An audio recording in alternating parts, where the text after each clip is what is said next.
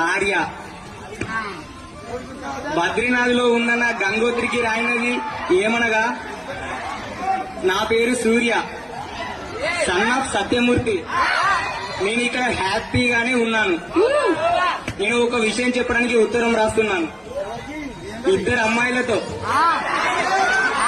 అలా వైకుంఠపురంలో నన్ను వరుడిని చేశారు. నాకు అది నచ్చక రుద్రమాదేవి గారి రేసు గుర్రం పైన పరుగు తీశాను. ఎందుకంటే నేను నీకు మాత్రమే సరైనోడు.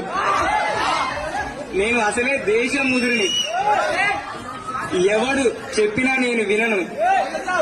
నేను ఏది చెప్పితే అదే వేదం.